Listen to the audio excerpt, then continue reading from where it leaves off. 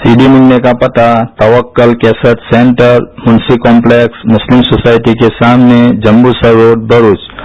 Phone number 9940414188 9426871187। अल्हम्दुलिल्लाह नहमदुहु व नस्तईनुहु व नस्तगफिरुहु व नु'मिनु बिही व नतवक्कलु अलैहि व नऊज़ु बिल्लाहि मिन शुरूरि अनफुसिना व मिन सय्यिआति अअमालिना मन यहदिहिल्लाहु फला मुदिल्ल लहु व मन युद्लिल्हु फला हादिय लहु व नशहदु अन ला इलाहा इल्लल्लाहु वहदहु ला शरीका लहु व नशहदु अन्न सय्यदना मुहम्मदन अब्दुहु व रसूलुहु सल्लल्लाहु तआला अलैहि व अला आलिहि व सहबिहि व बारक व सल्लम तस्लीमन कसीरन कसीरा। अम्मा बअदु फअऊज़ु बिल्लाहि मिनश शैतानिर रजीम। बिस्मिल्लाहिर रहमानिर रहीम। इन्नल्लज़ीना क़ालू रब्बुना अल्लाहु सुम्मा इस्तक़ामू ततनज़्ज़लु अलैहिमुल मलाइकतु अल्ला तख़ाफ़ू व ला तहज़नू वअबशिरू बिलजन्नति अल्लती कुन्तुम तुअदून नहनु औलियाउकुम फिल हयातिद दुनिया व फिल आखिरह वलकुम फीहा मा तश्तही अनफुसुकुम वलकुम फीहा मा तदऊन नुज़ुलन मिन गफूरिर रहीम। वमन अहसनु क़ौलन मिम्मन दआ इलल्लाहि व अमिल सालिहन व क़ाल इन्ननी मिनल मुस्लिमीन।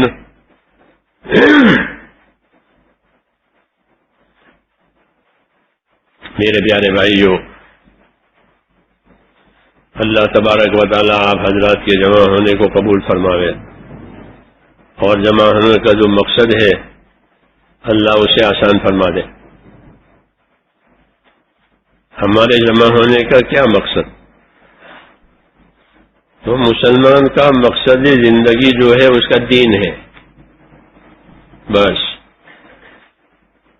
अल्लाह ने उसको दीन के लिए पैदा किया है और दीन को उसके लिए उतारा है आसमान से, और पूरा दीन अल्लाह ताला ने उतार करके हमको दिया है कि आज मैंने तुम्हारे लिए तुम्हारा दीन पूरा कर दिया। हज के मौके पर हुजूर सल्लल्लाहु अलैहि वसल्लम जब हज किया तो ये आयत उतरी थी कि आज मैंने तुम्हारा दीन तुम्हारे लिए पूरा पूरा कर दिया है और तुम्हारे लिए जिंदगी गुजारने का तरीका मैंने यही पसंद किया है जो तुम्हें दे रहा हूं। अल्लाह कहते हैं तो पसंद करके एक चीज अल्लाह ने हमको दी है। सोचो किसी चीज को अल्लाह पसंद करे। हाँ, अल्लाह किसी को पसंद करे। अल्लाह हर ऐब से पाक है, हर कमी से अल्लाह पाक है और हर कमाल का अल्लाह मालिक है। तो जो जात हर कमाल के मालिक हो, जब वो किसी को पसंद करेगी तो वो चीज कैसी होगी? एक दफा हम कनाडा गए तो साथी आए एयरपोर्ट से रहने के लिए। ईशा का वक्त हो रहा था, यहाँ करीब में मस्जिद है, नमाज पढ़ ले, अच्छी बात है, फिर चलेंगे मरकज में। मैंने कहा ठीक है। मस्जिद में करीब की मस्जिद में नमाज पढ़ने गए, लोग जमा हो गए। हम आज सुन के कहते नमाज के बाद इनसे बात करो, चल चलाओ में, अच्छी बात, क्योंकि दावत तो हर जगह हर वक्त होगी। ये तो रोशनी की तरह से है कि रोशनी की तो हर जगह जरूरत है और पानी की हर जगह जरूरत है। रोशनी और पानी के बगैर जिंदगी नहीं। ऐसे दीन की दावत, दीन की बात, दीन की मेहनत, कि ये तो रोशनी पानी की तरह जिंदगियों के लिए है। फिर रोशनी न हो, पानी न हो तो जिंदगी मुसीबत हो जाए। ऐसे ही ये तो उन्होंने कहा कि लोग बैठे हैं नमाज पढ़ के ईशा की, बात कर लो। मैंने उनसे ये बात कही कि अल्लाह ने आपको पसंद करके दीन दिया है تو اللہ کی پسندگی پر نظر کرو. میں نے کہا ہمارے ایک دوست ہیں دہلی میں، تاجر ہیں فروٹ کے، جماعت کے آدمی ہیں، دوست کا مانا یہ آتے ہیں وہ جمعرات پہ.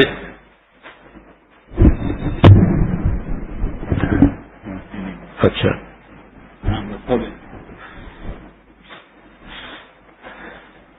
تو میں نے کہا جب وہ آتے ہیں کبھی فروٹ لاتے ہیں، کیونکہ ان کی تجارت ہے پپیتا کی، تو وہ پپیتے لاتے ہیں اوپر ہمارے پاس. وہ پپیتے اتنے اچھے اتنے میٹھے ہوتے ہیں کہ اس کے کھانے کے بعد شوق ہوتا ہے. پھر سامنے بازار بھی ہے ہمارے یہاں کہ سے پپیتے لے لو، کل پپیتے کھائے تھے بہت اچھے. وہ پپیتے ایسے نہیں ہوتے جو یہ جو لائے تھے وہ. ہاں حالانکہ وہ بھی بازار سے آئے، یہ بھی بازار سے آئے. کیا فرق ہے؟ کہ فرق یہ ہے کہ وہ ہمارے لیے پسند کر کے لائے ہیں تعلق کی وجہ سے. یہ فرق ہے، تعلق ہے ہمارے ساتھ. تو تعلق کی وجہ سے کوئی چیز پسند کر کے لائی جاتی ہے، وہ اور عام چیز فرق ہے. ورنہ وہی مارکیٹ کے وہی چیز بازار کی چیز ہے، وہی پپیتے. میں نے کہا ان کو ہمارے ساتھ تعلق ہے، ہم کو ان کے ساتھ تعلق ہے. اس تعلق کی بنا پر وہ ایک فروٹ پسند کر کے لاتے ہیں تو وہ بازار کے فروٹ سے وہ اونچا. میرے کو تمہیں یہ مثال سمجھ میں آئی ہے؟ اگر بات آئی تو سوچو کہ اللہ نے تمہارے لیے دنیا میں بہت دین ہے، دنیا میں بہت ہی دھرم ہے. ان سب میں سے اللہ تعالیٰ نے تمہیں پسند کر کے یہ دین دیا ہے. اس دین کی کیا حیثیت ہوگی اس کو اللہ پسند کر کے دے رہا ہے. ہاں اس لیے میرے دوستوں اس دین کی اہمیت کو سمجھنا ہے کہ اللہ نے کیسا ایک نور ہم کو دیا ہے. جب یہ آیتیں اتری تو یہود جو تھے انہوں نے کہا کہ اگر یہ آیتیں ہمارے اوپر اترتی آج کی تاریخ میں تو ہم تو اس تاریخ کو عید بناتے، یعنی ایک تہوار بناتے، ہر سال اس کا جشن کرتے کہ ہمارے ساتھ یہ آیت اتری ہے، ہمارے یہاں فلاں تاریخ میں یہ آیت اتری، ہر سال اس کو تہوار بناتے. تو میں نے فرمایا ہماری تو عید ہو گئی، کیوں کہ یہ تو عرفات کے میدان میں اتری ہے، تو عرفات کے میدان تو رہے گا. جی ہاں، تو یہ ایسی چیز ہے کہ اللہ نے ایک چیز ہمیں پسند کر کے دی ہے اور یہ بھی بتا دیا کہ اس کے بغیر آپ کو کامیابی نہیں ملے گی. جو کامیابی ہوگی وہ دین سے ہوگی. بغیر دین کے اگر کوئی چیز ملی ہے تو وہ دھوکہ ہے. دھوکہ کا شروع حصہ نفع والا لگتا ہے، جب نتیجہ آتا ہے تو پچھتاوا. دھوکے کا مطلب یہ ہوتا ہے کہ شروع کا حصہ نفع والا، خوشی والا، لیکن جب اس کا نتیجہ آئے تو پچھتاوا. ہمیشہ دھوکے کے آخر میں پچھتاوا کہ میں نے دھوکہ کھایا. جی ہاں، یہ کر دیا. اس لیے اللہ نے کہا کہ سارا سامان دنیا کا کہ یہ دھوکہ ہوگا، اس کے پیچھے تو پچھتانا پڑے گا کہ ہم نے اصل چیز جو اللہ تعالیٰ نے پسند کر کے دی تھی وہ ہمارے ہاتھ میں رہی نہیں، ہم نے اس کو چھوڑ کے دوسری چیز لے لی تو دھوکہ کھایا. اور دھوکے کا علامت، دھوکے کی نشانی یہ ہے کہ اس کے آخر میں پچھتاوا ہو اور کوئی علاج بھی نہ ہو. اس لیے اللہ نے آگاہ کر دیا ہے کہ دھوکے سے بچنا، صحیح اور سچی چیز لینا. اور صحیح اور سچی چیز وہ ہے جو اللہ رسول دے. تو ہم کو اللہ نے دین دیا ہے. ایک بات یہ ہوئی. دوسری بات یہ ہے کہ ہمارے جو حالات صحیح ہوں گے یا بگڑیں گے، ہم کلمے والے ہیں، ہمارے حالات کا بننے بگڑنے کا جو تعلق ہے وہ دنیا کی چیزوں سے نہیں ہے. ہماری لائن الگ ہے، ہماری لائن الگ ہے. اس لیے دنیا کی چیزیں آئی، زیادہ آئی، کم آئی، اس سے ہماری کامیابی کا کوئی تعلق نہیں ہوگا. ہماری کامیابی کا تعلق ہمارے دین سے ہوگا، کیونکہ یہ ہماری لائن ہے. اللہ نے یہ لائن ہمارے لیے کھولی ہے کہ تمہارے لیے یہ لائن ہے، باقی لوگوں کے لیے دوسری لائن ہے، ان کے لیے عہدوں کی ہے، مالوں کی ہے، تجارتوں کی ہے، سب چیزیں بہت لائنیں ہیں. آپ کی لائن حکموں کی ہے کہ آپ حکم پر رہیں گے کامیاب ہو جائیں گے، حکم پر چھوڑ دیں گے ناکام ہو جائیں گے. آپ کی لائن الگ ہے، آپ کا سامان بھی الگ ہے، آپ کا سامان بھی الگ، جیسے ہوائی جہاز کی لائنیں بھی الگ، ان کا تیل بھی الگ، ان کا سارا پروگرام الگ، باقی جتنے واہن چلتے ہیں وہ الگ. جی ہاں، ہوائی جہاز کا الگ، کوئی دوسرا تیل ٹرک کا تیل اندر ڈالے ہوائی جہاز میں وہ نہیں چلے گا، وہ تو اپنے تیل سے چلے گا، اپنی لائن پہ چلے گا، ان کا اپنی ترتیب ہے. کیوں کہ اونچی چیز ہے. تو حق جو ہوتا ہے اس کا معیار اونچا ہوتا ہے. حق، دین ہمارا حق ہے، اللہ ہمارا حق ہے، رسول ہمارا سچا ہے، یہ سب ہماری باتیں سب حق ہے، بناوٹ کچھ نہیں. جتنی چیزیں ہماری ساتھ ملی وہ سب حق، بناوٹ نہیں. روایتوں میں آتا ہے کہ حضور صلی اللہ علیہ وسلم جب اٹھتے تھے پچھلی رات کو تو یہ کلمات بولتے تھے مسنون دعاؤں کے ساتھ: اللہم انت الحق ووعدک حق ولقاؤک حق والجنت حق والنبیون حق ومحمد رسول اللہ حق والساعۃ حق. کہ اللہ تو برحق ہے، سچا ہے، تیرا وعدہ بھی سچا، تیری بات بھی حق اور سچی، تیرے نبی بھی سچے، اور محمد رسول اللہ کہ یہ بھی سچے، اور قیامت کا آنا کہ یہ بھی سچ. قیامت حق ہے، اس حق پر ساری دنیا ختم ہو جائے گی، تو وہاں اللہ تعالیٰ حق اور باطل کھول دیں گے قیامت کے میدان میں. تو ہماری جتنی چیزیں ہیں اللہ نے جو ہمیں دی ہیں وہ حق ہے، ان میں کوئی شک کی جگہ نہیں ہے،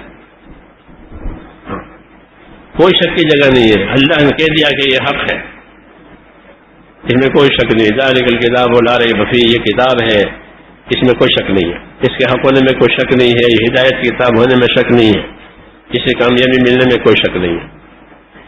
تو بات اپنی جگہ ہے، بالکل حق، وعدے بھی اللہ کے حق ہے اور بات بھی اللہ کے حق. چیز جتنی مہنگی اور قیمتی ہوتی ہے اس کی محنت بھی اتنی مہنگی اور قیمتی ہوتی ہے. کہ حق سے فائدہ اٹھانا، حق سے فائدہ لینا، تو حق سے فائدہ اٹھانے کے لیے حق کی محنت کرنی پڑے گی. ہاں، کہ حق کے لیے، اور دین حق ہے کہ دین حق کے لیے محنت کرو، کہ جب دین حق کے لیے محنت کرو گے تو کہ اللہ تعالیٰ اس کے نفع کھولیں گے، اس کے فائدے ظاہر ہوں گے، اس کے نہ ہونے کے نقصان بھی کھلیں گے. محنت کا یہ اثر ہے کہ محنت سے نفع نقصان کھلتا ہے. جس چیز کی محنت سے آدمی بے خبر ہوتا ہے اس کے نفع نقصان سے بھی بے خبر ہوتا ہے، اور جس چیز کی محنت سے وہ باخبر ہوتا ہے وہ اس کے نفع نقصان سے بھی باخبر ہوتا ہے. اس لیے وہ بتاتا ہے کہ یوں ہوگا، یوں ہوگا، یوں ہوگا، کیوں کہ وہ اس کی محنت میں ہے.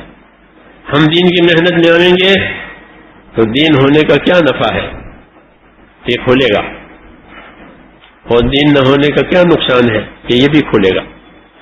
لیکن اگر یہ نہیں ہے تو پھر ہم کچھ نہیں جانیں گے کہ دین ہوا تو کیا، نہ ہوا تو کیا.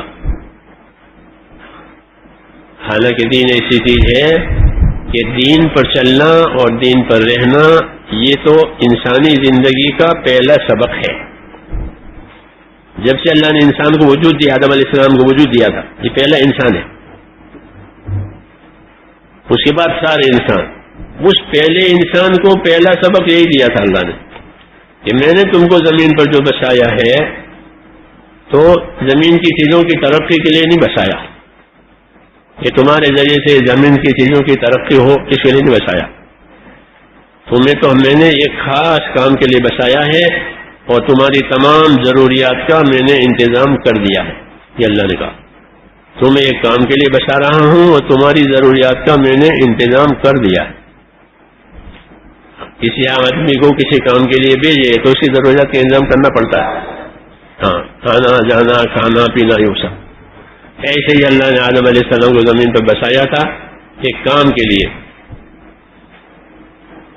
تو آدم علیہ السلام سے پہلے سارا انتظام کر دیا تھا.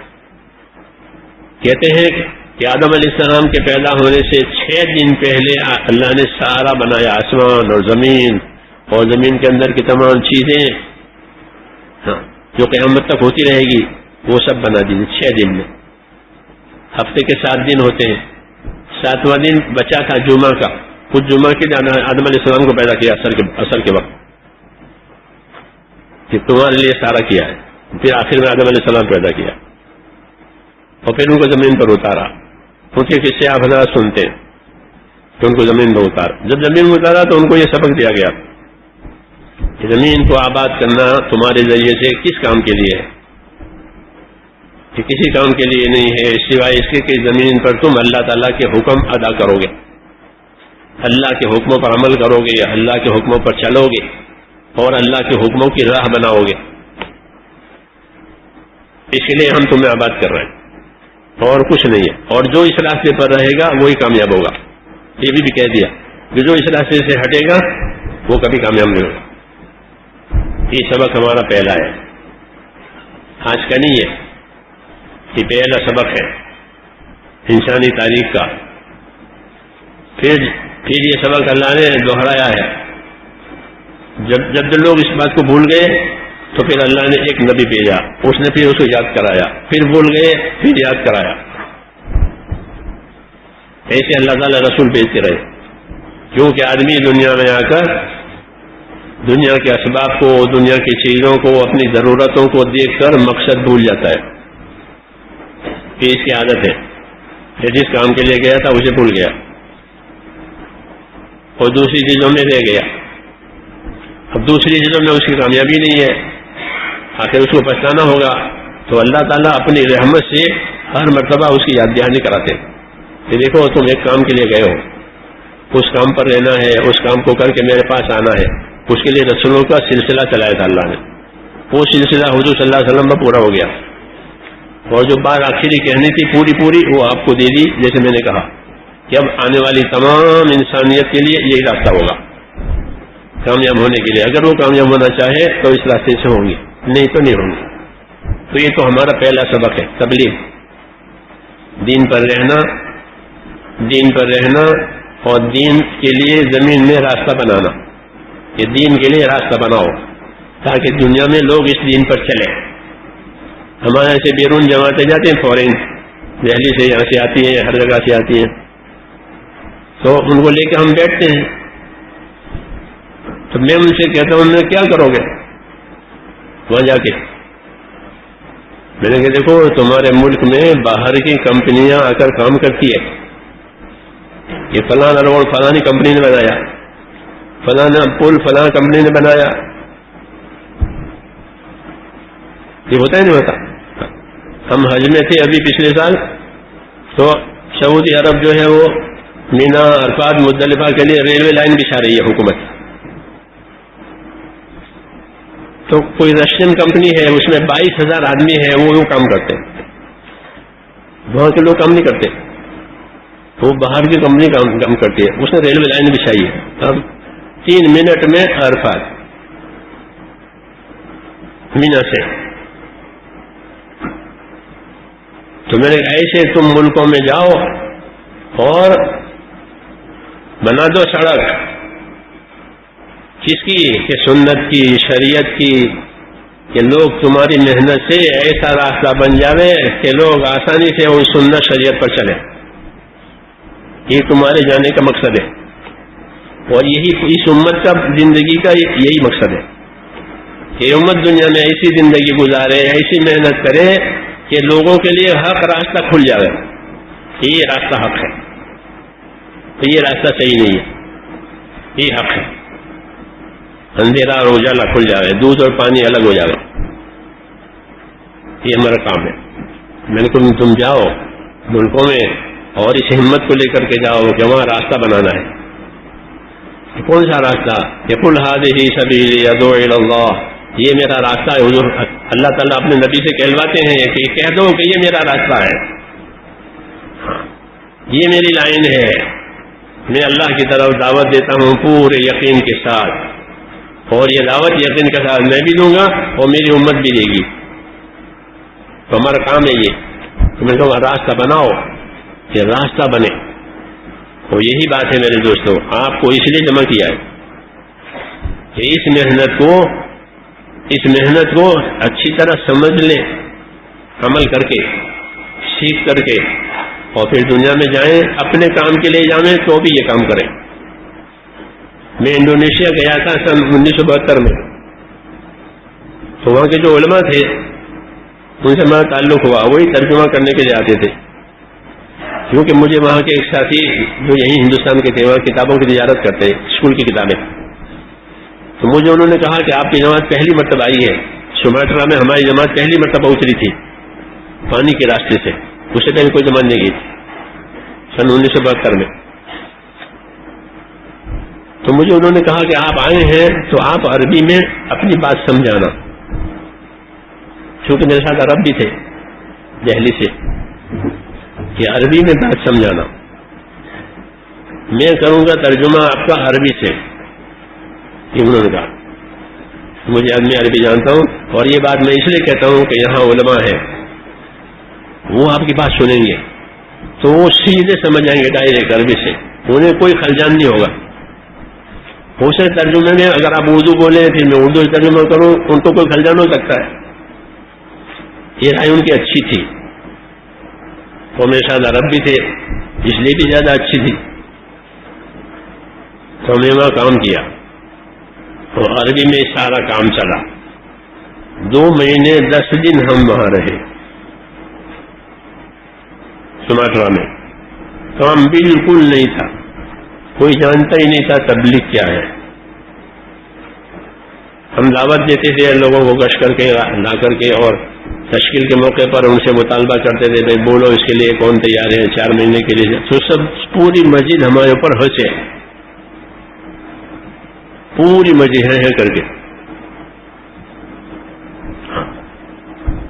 کیوں انہوں نے کبھی سنا ہی نہیں کہ اس طرح بستر پوٹنے لے کے جانا اور پھرنا اور کھانا پکانا اور یہ عجوبہ.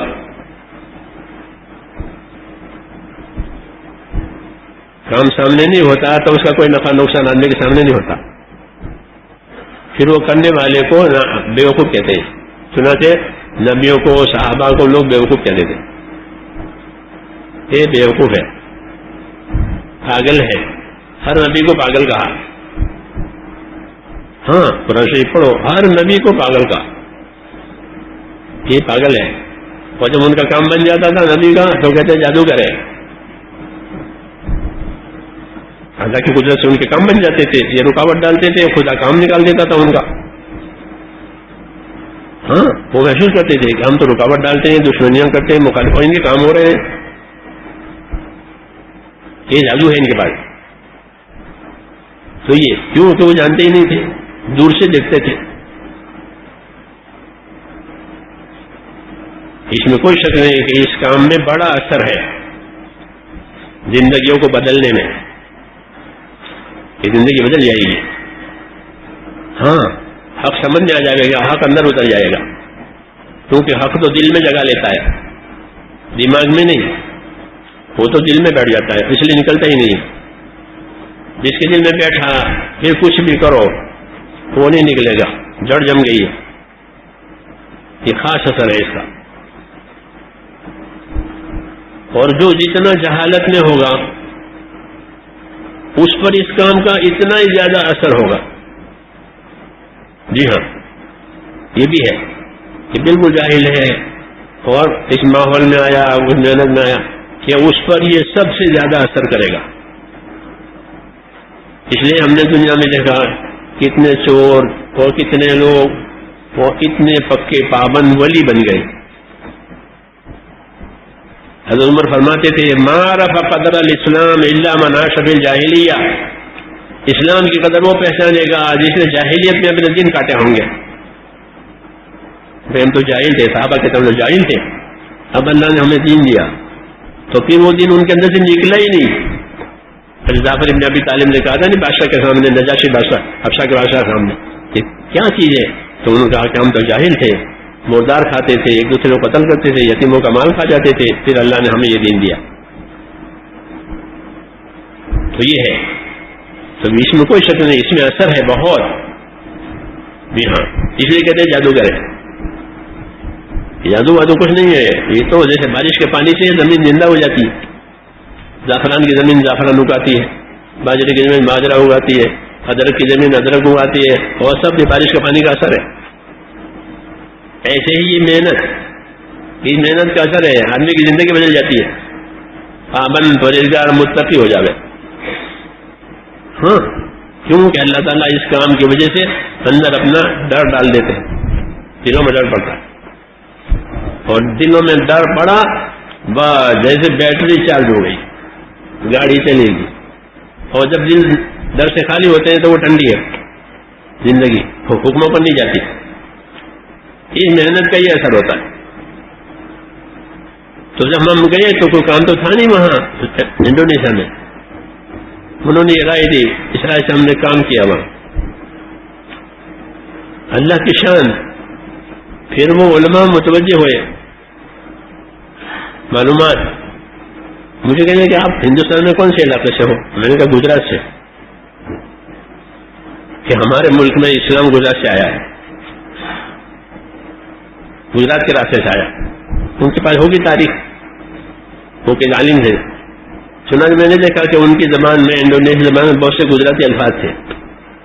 جب وہ ترجمہ کرتے تھے نا ہماری بات کا تو گجراتی الفاظ روایت آ گئے. عائشہ زوج النبی صلی اللہ علیہ وسلم، تو اسے ترجمہ کرتا تھا جی بڑی بڑی عائشہ استری نبی محمد کیوں کر کے ٹھیک ہے. یعنی روایت عائشہ سے نبی صلی اللہ علیہ وسلم کی بیوی، تو اس کا ترجمہ کرتا تھا بڑی بڑی عائشہ استری نبی محمد.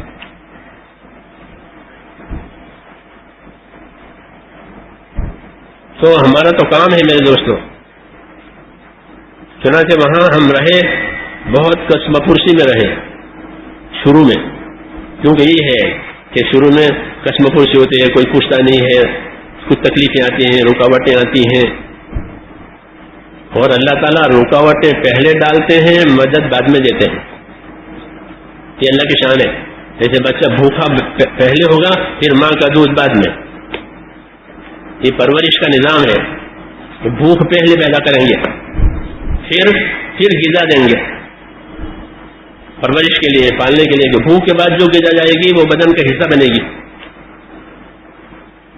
تو ایسے اس کام میں کہ رکاوٹ آئے گی، آدمی محنت کرے گا، اس کے اندر ایک طلب پیدا ہوتی ہے کام کی اور دین کی. پھر اللہ اس کو دین دیتے ہیں، وہ دین اس کو ہضم ہو جاتا ہے، پھر وہ نکلتا نہیں ہے. تو ایسا ہوتا ہے کام میں. تو ہم نے کام کیا، ان کو سمجھایا. یاد رکھو سمجھانا بہت ضروری ہے. مولانا محمد یوسف رحمۃ اللہ علیہ فرماتے تھے کہ ہم سمجھانے میں کمی نہ کریں. ایک تو ہے کوئی چیز بیان کر دینا، وہ بھی ٹھیک ہے، لیکن اصل تو ہے سمجھانا، کیونکہ ہر ایک کی سمجھ الگ الگ ہوتی ہے. اللہ تعالیٰ نے 5 انگلیاں ایک نچ سے نہیں بنائی. بہت لوگ بہت سمجھدار ہوتے ہیں، اشارے میں سمجھ جائے. جی ہاں، اور پھر فیصلہ کر لے کہ بس یہی کرنا ہے. جی ہاں، تو لوگوں میں اللہ نے سمجھ رکھی ہے.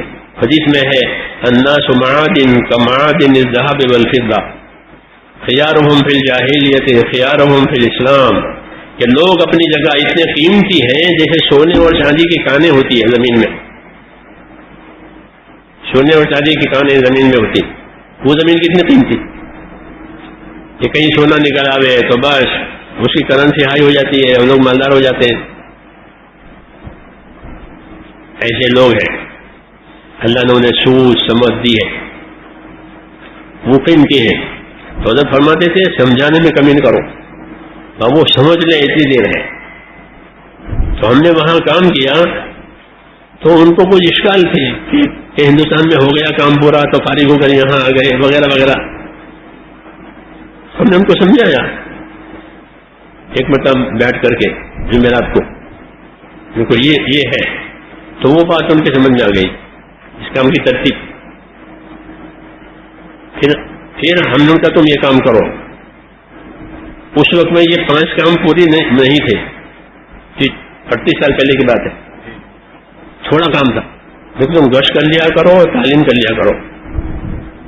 ریاض الصالحین ان کے پاس تھی ترجمہ والی، وہ عرب لوگ پڑھتے ہیں وہ، ان کو اس سے تعلیم کر لو اور گشت کر لو، یہ دو کام کرو. اور ہم ان کو سمجھا کر ہم آگے نکل گئے. جب ہمارا وقت پورا ہو گیا تو وہیں سے ہمیں واپس ہونا تھا پانی کے راستے سے، اس لیے وہاں واپس آئے. میں نے ان سے امن کا آج کا قیام ہمارا یہاں ہے، شام کو گشت بھی کریں گے اور بات بھی کریں گے. تو کہنے لگے کہ گشت کرنا ہو کرو، نہ کرنا ہو نہ کرو. میں نے کیوں کہ آپ کے جانے کے بعد ہم نے پابندی سے یہ گشت اور تعلیم چالو کی ہے. اب تعاون میں کوئی بھی نہیں بچتا ہے جو مسجد میں نہ آتا ہو. یہ کہا انہوں نے، پور ٹاؤن سب مسجد میں آنے لگے بس. تو ایسا اثر ہوتا ہے کام کا. جی ہاں، اس لیے ہم نے کہے ہیں کہ ایسی جگہ ایسا کام محنت سے اٹھاؤ کہ راستہ بن جائے لوگوں کے لیے. سنا دے وہ سن 72 کا ہمارا سفر ہوا، اس کے بعد دوسرا سفر ہوا، وہ بہت بعد میں ہوا، وہاں کام پہنچ چکا. پہلے ہماری جماعت تھی، اس کے بعد کویت کی جماعت آئی ہمارے بعد، اور پھر کام شروع ہو گیا. پھر ہم گئے ایک عرصے کے بعد دوسری دفعہ. اس سال گئے جس سال وہ اپنے ہمارے گجرات کے علاقے میں وہ پلیگ پھیلا ہوا تھا، اس میں گئے. ہوائی جہاز خالی جاتے تھے یہاں کے اسی وجہ سے. تو ہم بھی جماعت سے اترے تو کہاں سے کہ ہندوستان سے آئے کہ وہاں تو وہ وبا پھیلی ہوئی ہے. تو اتنے سارے کیپسول ہم کو ایک ایک کو دیے، یہ لو کیپسول، تو یہاں رہ کے کھانا اس کو. کہ امریکن نے جمعہ اجتماع تھا، ساتھی جو ہم کو لینے کے لیے آئے تھے کہہ رہے ہیں کہ اجتماع یہ ہو گیا ہے، مشورہ بھی ہو گیا ہے، اور اس اجتماع سے 1000 جماعتیں نکالنے کا فیصلہ کیا ہے. اتنے عرصے میں کچھ بھی نہیں تھا. پھر تھوڑے عرصے میں گئے، تقریباً 20 سال ہو گئے تھے کہ 20 سال کے عرصے میں اتنی اصطلاح پیدا ہو گئی کہ 1000 جماعتیں نکلے گی اجتماع سے. وہ واقعی بات تھی. ان کی جب اجتماع ہوا اور اس کے مسافے ہوئے تو بہت دیر لگی، کیونکہ بہت جماعتیں جمع ہوئی.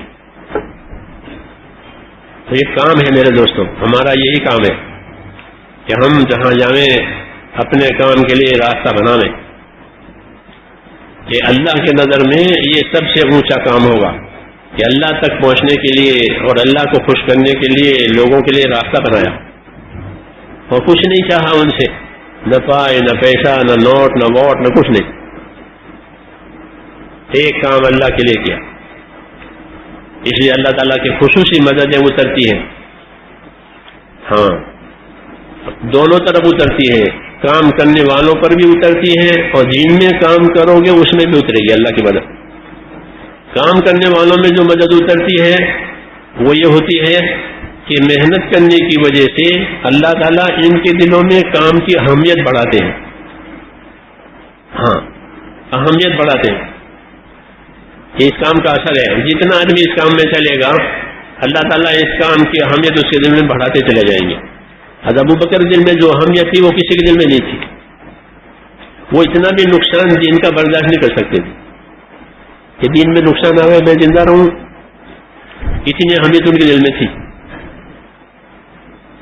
یہ مدد ہوتی ہے کام کرنے والوں کے ساتھ کہ جب لوگ کام کریں گے اخلاص کے ساتھ اللہ اس کام کی اہمیت، اس کام کی قدر و قیمت ان کے دلوں میں بڑھائیں گے اور پھر ان سے کام لیں گے اور یہ کام کریں گے.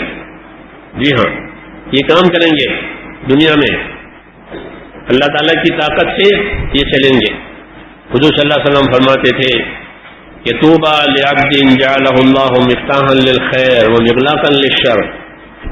یہ خوش نصیب ہیں وہ بندے کہ جن کو اللہ خیر کے پھیلنے کا ذریعہ بناوے. یہ ان کی زندگی کو ایک چابی ہے کہ اللہ نے اس کو چلایا اور خیر کے دروازے کھل گئے.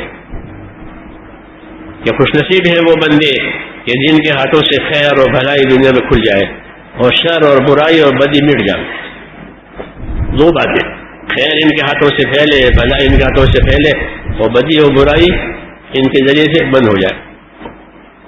یہ خوش نصیب ہے، قابل مبارکباد. وہ نعمت اللہ تعالیٰ نے ہمیں عطا فرمائی ہے. اس لیے اس نعمت کو اس نعمت کا شکریہ یہی ہے کہ اس کے پیچھے اپنے آپ کو کھپاویں، اپنے آپ کو اس کے پیچھے تھکاویں، اور اپنی نفیس چیزیں، مال اور جان، نفیس چیزیں، سب سے نفیس چیز مال اور جان ہے کہ وہ اس پر لگاویں.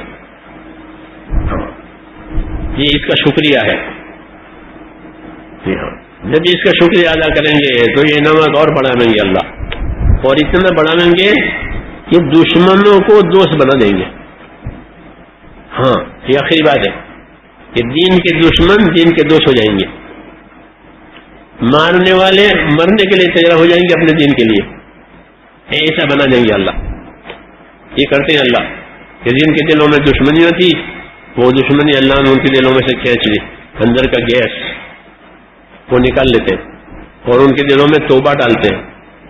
وہ توبہ کر کے آتے ہیں حضور صلی اللہ علیہ وسلم کے پاس، آپ کے ساتھ دشمنی کرنے والے توبہ کر کے آئے کہ اب ہم نے توبہ کر لی، اب نہیں کریں گے آپ کے ہاتھ دشمنی، اب آپ جو کہیں گے وہی کرنا ہے.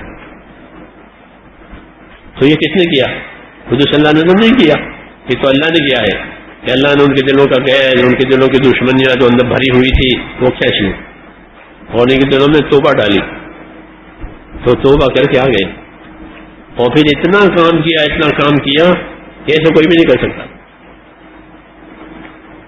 روایتوں میں ہے کہ حضرت خالد بن ولید صحابہ کی جماعت میں بہت بہادر آدمی، میدانی آدمی کہلاتے تھے، میدانی، بہت طاقتور کارکن، میدانی آدمی. اس کو آپ سے بہت دشمنی تھی، وہ آپ کا چہرہ نہیں دیکھنا چاہتے.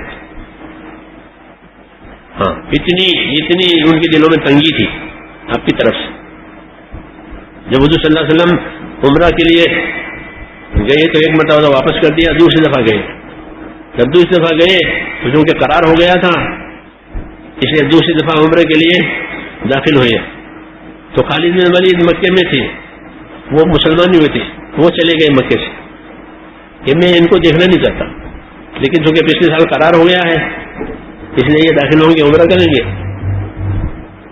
تو چلے گئے کہ میں تو ان کو دیکھنا نہیں چاہتا. اتنی دشمنی اندر. جی ہاں، اللہ کی شان. مولانا یوسف رحمۃ اللہ علیہ فرماتے تھے کہ جب لوگ محنت کریں گے اللہ کے دین کی تو اللہ تبارک و تعالیٰ دلوں پر یہی اثر ڈالیں گے محنتوں کا. ان کو پتہ نہیں چلے گا لیکن ان کی محنت ایک حد پر پہنچ جاتی ہے، تب اللہ تعالیٰ دلوں کے پلٹنے کا فیصلہ کرتے ہیں کہ اب نہ ماننے والوں کے دلوں کو پلٹنا ہے اور انہیں دین پر لانا ہے محنت سے. حضور صلی اللہ علیہ وسلم کی، آپ کے ساتھیوں کی محنت اس ہوئی تو یہ چلے گئے نفرت کے ساتھ کہ مجھے ان کو دیکھنا بھی نہیں ہے.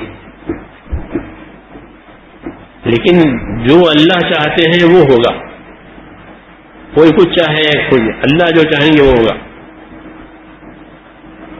تو نکل گئے. حضور صلی اللہ علیہ وسلم نے عمرے میں اب ان کے بھائی سے پوچھا، ان کے بھائی تھے وہ آپ کے ساتھ تھے، صحابی تھے وہ مخلص، یہ تمہارے بھائی کہاں ہیں، تمہارے بھائی کہاں؟ تو ان کو تو معلوم تھا کہ وہ آپ کی وجہ سے چلا گیا ہے، لیکن ادب سے انہوں نے کچھ کہا نہیں، کیونکہ بڑوں کے سامنے ایسی بات نہیں کہہ کہ آپ کی وجہ سے چلا گیا، بلکہ انہوں نے ادب سے یہ جواب دیا کہ یا رسول اللہ اس کو لائے گا. ٹھیک ہے، تواضع سے کہ اللہ لائے گا، یاتی بھی اللہ. آپ نے فرمایا کہ اتنا سمجھدار آدمی ہے، اتنا تیز آدمی ہے، اللہ نے اس کو عقل دی ہے، اگر وہ اپنی سمجھ کو ہمارے کام میں لگاوے تو ہم تو اس کی قدر کریں اور ہم تو اس کو آگے رکھیں. یہ دعوت کا طریقہ ہوتا ہے میرے دوستوں. یہ دعوت ان لوگوں کے لیے نہیں ہے کہ جو ہماری ہاں میں ہاں ملاوے، بلکہ دعوت جو ہماری ہاں میں ہاں ملاوے ان کے لیے بھی ہے اور ہماری ہاں کو کاٹے ان کے لیے بھی ہے. یہ ہماری کاٹ میں ہے، یہ کوئی بات نہیں، یہ کاٹ میں ہوگا، ہم اس کے کاٹ میں نہیں ہیں. اس لیے دعوت میں اخلاص بھی چاہیے، دعوت میں اخلاق بھی چاہیے. ہاں کہ وہ برائی کے جواب میں بھلائی کرے تو دعوت ترقی کرتی ہے. حضور صلی اللہ علیہ وسلم یہ کرتے تھے کہ انہوں نے ہمارے ساتھ برائی کی ہے، دشمنی کی ہے، ہم اس کا دشمنی نہیں کریں، ہم تو اس کی قدر کریں گے. جی ہاں، اس لیے اللہ کے راستے میں پھرنا ضروری ہے. اللہ کے راستے میں پھرنے میں اخلاق کی مشق ہوتی ہے. خدمت کرتا ہے آدمی، اس میں وہ اخلاق والا بنتا ہے، اخلاص والا بنتا ہے، یہ فائدہ ہوتا ہے. پھر اپنے اخلاص اور اپنے اخلاق سے وہ لوگوں کے دلوں کے پھرنے کا ذریعہ بنتا ہے. جی ہاں، یہ کام ہے، ایک عجیب و غریب کام ہے. یہ آدمی کو قیمتی بنا دیتا ہے، اس کے اخلاص میں، اس کے اخلاق میں، اس کی نیت میں، اس کی پابندی میں. تو یہ بات آپ نے کہی. ان کے بھائی نے یہ بات وہاں لکھ دی کہ تو یہ سوچ رہا ہے کہ اسے دیکھنا نہیں ہے اور تیری تو قدر کرنے کی بات ہو رہی ہے. تو بہت متاثر ہوئے اس بات سے اور فیصلہ کر لیا. ہاں، فیصلہ کر لیا کہ کچھ بھی ہو اب تو مجھے مدینہ ہی جانا ہے. یہ فیصلہ کر لیا. حالانکہ ان کے دوسرے بھی لوگ تھے ان کے جیسے بڑے بڑے، ان سے انہوں نے کہا کہ تم چلو گے کہ ہم تو نہیں جائیں گے، کہ تم جاؤ نہ جاؤ، میں نے فیصلہ کر لیا میں جاؤں گا. یہ ہوتا ہے میرے دوستو، جب محنت اپنے حد پر پہنچتی ہے تو اپنے اثرات بتاتی ہے کہ دشمن دوست ہو جائیں گے. اور ہمیں اور کیا چاہیے؟ ہم تو اس محنت کو مخلوق کی ہدایت کے لیے کر رہے ہیں کہ اس محنت کے ذریعے سے مخلوق کو ہدایت ہو جائے. جس کام کے لیے اللہ نے انسان کو بنایا اس کام پر آ جائے. وہ اللہ نے انسان کو اور جنات کو عبادت کے لیے بنایا ہے اور کسی کام کے لیے نہیں بنایا. اس محنت سے وہ اصل مقصد حاصل ہو جاتا ہے.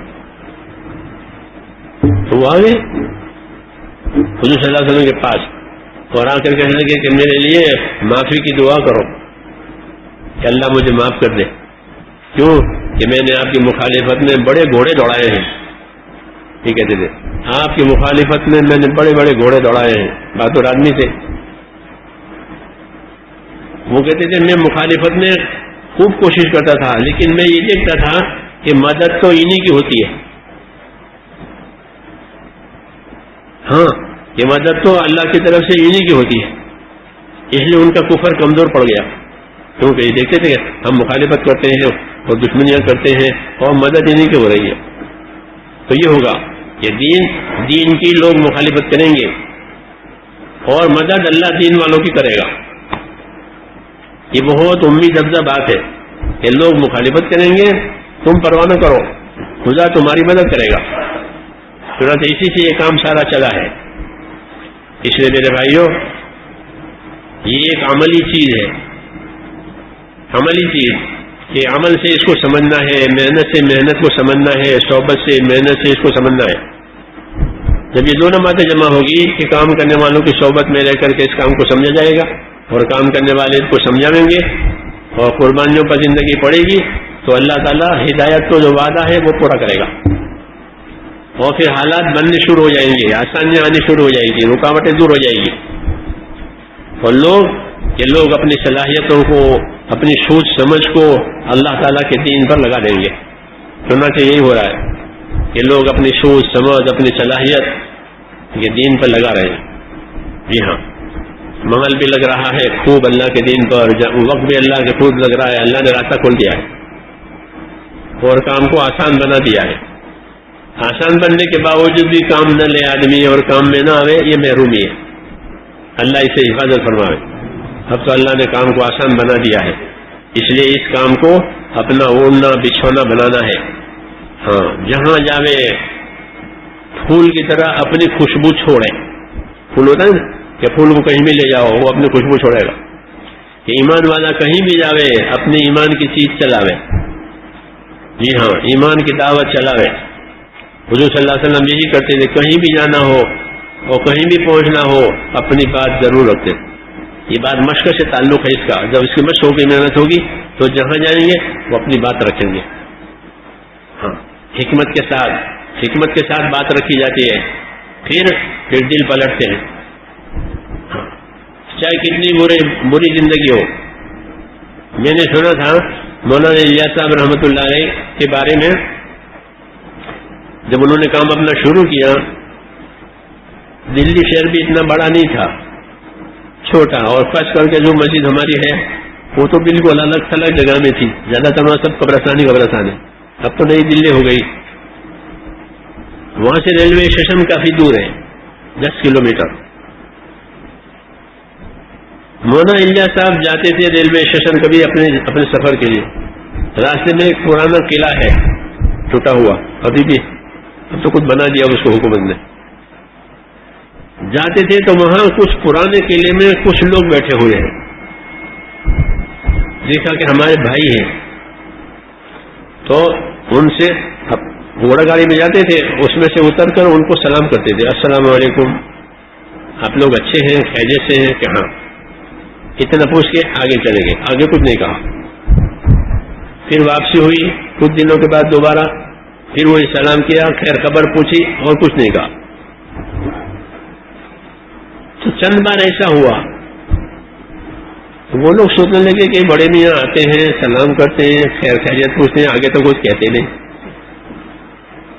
اصل میں یہ جو گروپ تھا یہ تھا ڈاکوؤں کا, ان کا کام یہی تھا. انگریزوں کا زمانہ تھا, یہ کام کرتے تھے, وہ چھپ جاتے تھے, اپنے آپ کو چھپاتے تھے. لیکن کہ یہ بہت مربت سے, بڑے تواضع سے ہمیں سلام کرتے ہیں, سلام کر کے خیر خبر پوچھ کر پھر چلے جاتے. ایک دفعہ پھر ایسا ہوا, سلام کیا, خیر خبر پوچھی, اور یوں کہا کہ میں بھی آپ کا بھائی ہوں. مولانا جی صاحب نے کہا میں بھی آپ کا بھائی ہوں. اور سامنے مسجد, اس وقت تو یہ سب عمارتیں نہیں تھی کہ یہ مسجد ہے نا سامنے, میں وہاں رہتا ہوں, کبھی کبھی ہمارے پاس بھی آ جایا کرو. یہ تعلق پیدا کر کے کام کرایا جاتا ہے. اس لیے ہم یہ کہتے ہیں کہ امت کے ساتھ دینی تعلق پیدا کرو, امت کے ساتھ دینی تعلق پیدا ہو جائے. جب امت کے ساتھ دینی تعلق پیدا ہوگا تو یہ تعلق امت کو دین کی طرف کھینچے گا, چاہے چور ہو, ڈاکو ہو, لچا ہو. دعوت کا مطلب یہ ہے کہ امت کے ساتھ دینی تعلق پیدا کرو. جیسے تجارتی تعلقات ہیں, کاروباری تعلقات ہیں, مختلف تعلقات ہیں لوگوں کے ایک دوسرے سے. اس محنت میں یہ کہا جاتا ہے کہ امت کے ساتھ دینی تعلق پیدا کرو, کون ہو, کیا ہو, خیریت سے ہو. اب ان کو سلام کرنے سے محبت پیدا ہوتی ہے, حدیثوں میں ہے. تو وہ سنت پر انہوں نے عمل کیا, سلام کیا مسلمان کو کہ سلام کرو, محبت پیدا ہوگی. ان کو ڈر لگتا تھا, جی ہاں, کیونکہ ان کے کام ہی برے تھے, تو ڈر لگے کہ کبھی ہم کو وہاں بلاوے اور کبھی خبر کر دے کسی کو. لیکن کہا کہ ان کی شان شکل ایسی نہیں معلوم ہوتی کہ ہم کو ستاوے, ان کی بات پر جانا چاہیے. جو ان کے گروپ کا بڑا تھا وہ آیا چادر روڈ کے فجر میں, تو فجر کے بعد بات ہوتی تھی تبلیغ کی, اور اس زمانے میں تو بڑا مجاہدہ اور بڑی قربانی لوگ چلتے تھے, وہ بات بھی بہت اثر کرتی تھی, قربانیوں والی بات. تو چادر روڈ کے آیا, اس نے وہ بات سنی, بات سن کر کے وہ تو حق کا بکر رہ گیا کہ ہم کیا سوچتے تھے اور یہ کیا ہے, تو زمین آسمان کا فرق ہے. کیونکہ وہ ایک ماحول میں, یہ دوسرا ماحول, وہ جاہلیت کے ماحول میں, گناہوں کے ماحول میں, یہ دوسرا ماحول. تو جیسے میں نے کہا نہیں, حضرت عمر فرماتے تھے کہ ما عرف قدر الاسلام الا من عاش فی الجاہلیہ, کہ اسلام کی قدر وہ پہچانے گا جس نے جاہلیت میں اپنے دن کاٹے ہوں گے. تو جہالت میں دن کٹ رہے تھے گناہوں میں, اب یہ ماحول دیکھا تو یہ تو پگھل گیا ایک دم, اور اس نے فیصلہ کر لیا کہ کچھ بھی ہو اب جان مال زندگی اسی کام پہ لگانی ہے, کچھ نہیں. پلٹ گئی بات. تو یہ ہوتا ہے کام میں کہ اللہ تعالیٰ اس محنت کے ذریعے سے, جب محنت ایک طاقتور محنت بنتی ہے تو اس کے اثرات دلوں پر پڑتے ہیں, اور دل اللہ کی طرف پلٹا کھا جاتے ہیں. اور یہی ہمارا مقصد ہے کہ ہم امت میں چل کر کے ایسی محنت کریں اپنی قربانیوں کے ساتھ کہ لوگوں کے دلوں کا اللہ کی طرف پلٹنا ہو جاوے. اور یہ بڑی بات ہے. نبوت کا کام اسی لیے نبوت کا کام کہ نبوت کا کام یہ ہے کہ نبی اللہ اور بندوں کے بیچ میں ہوتا ہے. اللہ سے لیتا ہے, بندوں کو دیتا ہے. اللہ سے ہدایت لینا اور بندوں کو دینا. اب وہ ہدایت پوری ہمارے پاس آ گئی ہے, اب وہ ہدایت پر اپنی زندگیوں کو ڈالنا اور امت میں اس کو چلانے کے لیے محنت کرنا.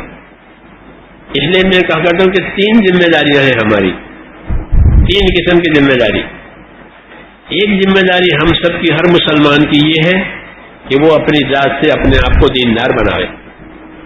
یہ اس کی پہلی ذمہ داری ہے. جس طرح اپنے آپ کو خوشحال بناتے ہیں، مالدار بناتے ہیں، تندرست بناتے ہیں کہ میں مالدار رہوں، خوشحال رہوں، تندرست رہوں، یہ آدمی چاہتا ہے اور چاہنا بھی چاہیے، ضروری چیزیں ہیں. ایسے ہی اپنے آپ کے بارے میں کہ میں دیندار رہوں، یہ پہلی ذمہ داری. اللہ نے کہا یا ایھا الذین آمنوا قوا انفسکم واہلکم نارا، اے ایمان والو اپنے آپ کو اور اپنے اہل و عیال کو دوزخ سے بچاؤ. کہ دوزخ سے ہم کیسے بچائیں گے؟ حضرت علی فرماتے تھے کہ آیت کا مطلب یہ ہے کہ اپنے آپ کو دیندار بناؤ تاکہ دوزخ سے بچ جاؤ. ہاں، کیونکہ دوزخ حق ہے اور جنت بھی حق ہے، وہ سامنے آنے والی ہے. کہ اپنے آپ کو دیندار بناؤ، قوا انفسکم. تو یہ پہلی ذمہ داری ہے میرے دوستوں، ہر مسلمان کی. ہاں، شہر میں رہتا ہو، دیہات میں رہتا ہو، غریب ہو، مالدار ہو، کہ اپنے آپ کو دیندار بناوے. جی ہاں، جس طرح اپنے آپ کو خوشحال بناتا ہے، مالدار بناتا ہے، تندرست بناتا ہے، ایسے اپنے آپ کو دیندار بناؤ. کہ دین کے بغیر کامیابی نہیں ہوگی، دھوکہ ہوگا، زندگی پوری ہوگی اور وہ دھوکہ لمبا ہوگا، اس میں سے نکل نہیں سکے گا آدمی. اس لیے اپنے آپ کو دیندار بنانا پہلی ذمہ داری، کیونکہ ہر آدمی سے اس کی قبر میں اس کا دین کا سوال ہوگا. زندگی تو پوری ہو گئی ہے، اب زندگی پوری ہوئی تو کیا کر کے آئے، اور تمہیں کس کام کے لیے بھیجا تھا. کسی آدمی کو کسی کام کے لیے بھیجو، جب واپس آوے تو اسی کام کو پوچھتے ہیں کہ بھئی وہ کام ہوا نہیں ہوا. تو دین کے لیے اللہ نے پیدا کیا تھا، جب مر کر کے قبر میں اترے گا تو دین کو پوچھیں گے اللہ کہ اپنا دین بتاؤ. حدیثوں میں ہے کہ حضور صلی اللہ علیہ وسلم جب میت کو دفناتے تھے اور فارغ ہو جاتے تھے لوگ مٹی ڈال کے، تو فرمایا اس کے لیے دعا مانگو، ابھی اس سے پوچھ تاچھ شروع ہو جائے گی. الان یوسل حدیث میں جس کو ایمان پر ہو کہ اس سے پوچھ تاچھ ابھی شروع ہو جائے گی، اس کے لیے دعا مانگو. ہاں، اس کا مرحلہ سخت ہے. جی ہاں، تو لوگوں سے دعاؤں کی اپیل کرتے تھے کہ ان کے اس کے لیے دعا مانگو، کوئی تمہارے بھائی کے لیے. تو پوچھا جائے گا اپنا دین بتاؤ. اس لیے میرے بھائیوں، یہ پہلی ذمہ داری ہر آدمی کی، کسی طبقے سے اس کا تعلق ہو، کہ وہ اپنی ذات سے اپنے آپ کو دیندار بناوے اور اتنا دین سیکھے، دین کی اتنی محنت کرے، اس کا اتنا ایمان قوی بنے، ایمان اس کا اتنا طاقتور بنے کہ وہ اللہ کے فرضوں پر کھڑا رہے، اللہ کے حرام سے بچا رہے اور اللہ کے دین کی تقاضوں میں چلتا رہے. اتنا ایمان قوی بنانا ضروری. جیسے اپنی تندرستی، کہ تندرستی بناؤ کہ کھانا ہضم ہو جاوے، بھوک لگے، نیند آوے.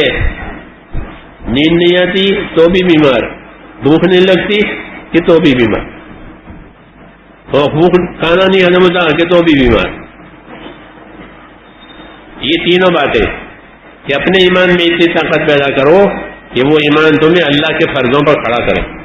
یہ فرض ہے، جو چیز اللہ کی طرف فرض ہے وہ ادا ہو جاوے، جو چیز اللہ کی طرف سے حرام ہے اسے بچنا نصیب ہو جاوے، اور دین کے جو کام اور تقاضے ہمارے سامنے آوے وہ پورے ہو جائیں. دیکھو، دکان والا دکان کے تقاضے پورے کرتا ہے، تجارت والا تجارت کے تقاضے پورے کرتا ہے. ملکوں میں جاتے ہیں، میں کیوں گئے کہ تجارت کام سے آتے ہیں لوگ دہلی میں ہمارے پاس، کیوں کہ تجارت کام سے آئے ہم، تو تجارت ان کو چلاتی ہے. ایسے ہمارا دین ہمیں اپنے دین کے کام کے لیے چلاوے. اتنا دین کا تعلق، اتنا دین قوت والا ہمارا بنے کہ ہمارا دین ہمیں دینی کام کے لیے چلاوے. کبھی دین کا تقاضا ہے کہ ہاں میں جاؤں گا، ہم دکان کے کام کے لیے جاتے ہیں، علاج کے کام کے لیے جاتے ہیں، لوگ جاتے ہیں دین کام کے لیے. یہ سب سے پہلی ذمہ داری کہ اپنے اندر اتنی دینی طاقت پیدا کرو کہ جو اللہ کے فرضوں پر کھڑا کرے، اللہ کے حرام سے بچاوے اور دین کی طرف کو چلاوے. یہ ہر آدمی کی ذاتی زندگی کی یہ ایک ضروری بات ہے. یہ نہیں ہے تو وہ کھوٹ میں ہے، چاہے اس کو اب کھوٹ نظر نہ آوے، لیکن جب نتیجہ آئے گا تو کھرا کھوٹا الگ ہو جائے گا. اس لیے اور مسئلہ اصل آخرت کا ہے، آخرت بنے، یہ اصل ہے. دنیا گزرنے کے لیے ہے اور آخرت باقی رہنے کے لیے. مولانا ایسا فرماتے تھے یہ زندگی کا جو زمانہ ہم زمین پر گزارتے ہیں وہ تو بہت تھوڑا ہے.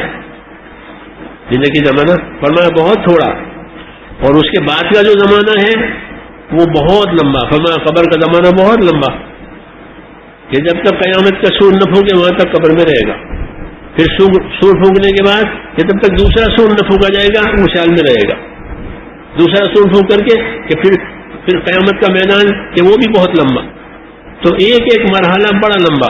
تو فرماتے ہیں یہاں تھوڑی دیر کے لیے تو ہم اتنی محنت کرتے ہیں، اتنے بڑے مقام اتنے بڑے مرحلے کے لیے کتنی محنت کرنی چاہیے، سوچو.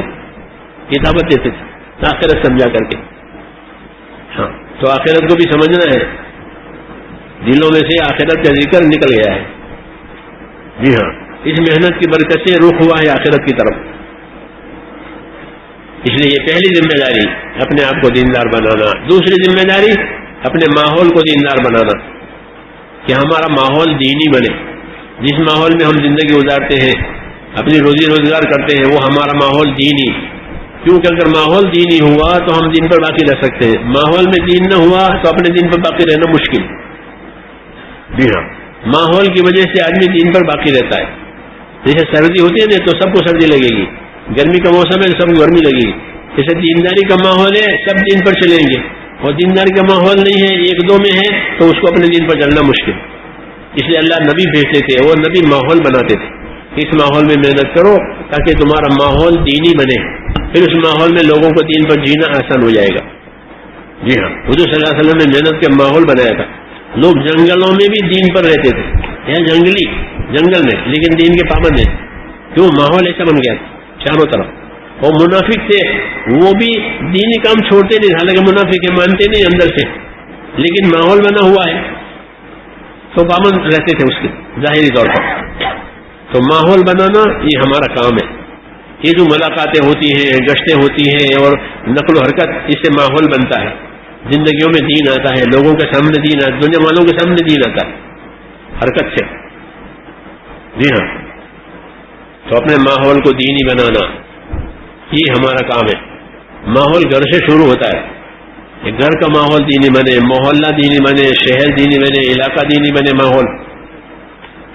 اس لیے وقت کی مقدار بتائی کہ ہفتے میں کام کرو، مہینے میں کام کرو، سال میں کام کرو.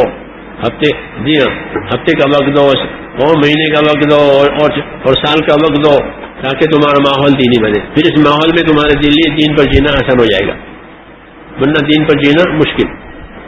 جی ہاں، اب الحمدللہ ماحول بنا ہے تو جہاں آدمی نماز پڑھے گا. پہلے ہمارے بچپن زمانے میں کوئی جمبوسر جاوے گاؤں سے تو نماز نہ پڑھے، گاؤں میں رہے تو نماز پڑھے. جمبوسر کسی کام کے لے گئے تو نماز نہیں، کیونکہ وہ جمبوسر گیا تھا. ہاں،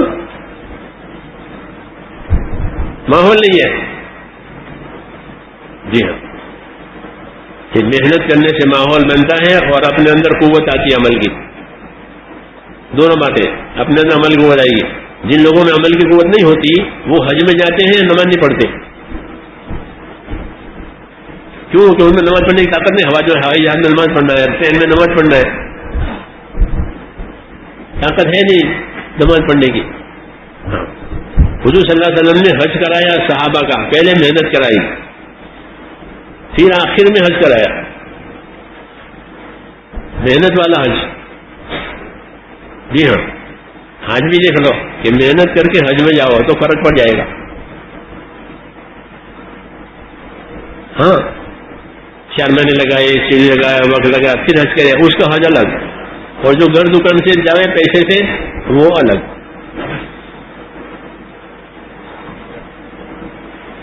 جی ہاں، نبوت کا طریقہ ہے، پہلے محنت کرائی، پھر سب کو آپ نے بیت اللہ پر جمع کیا اللہ کے سامنے کہ میری محنت ہے. تو وہ طاقتور محنت کی وجہ سے. جی ہاں، ماحول ہوتا ہے تو آدمی کو دین پر جینا آسان ہو جاتا ہے. تو اپنے گھر سے ماحول بنتا ہے کہ گھروں میں بھی دین لاؤ، اپنے گھروں میں دین لاؤ، ورنہ گھروں میں کھانے پینے کی باتیں رہے گی. ہاں، کیا کمایا، کیا کھایا، کیا بسایا گھروں میں، یہ.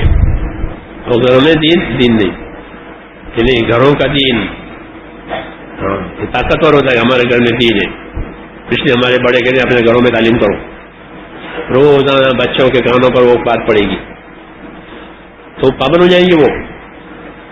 جی ہاں، بڑی خیر ہے گھروں میں دین آ گیا.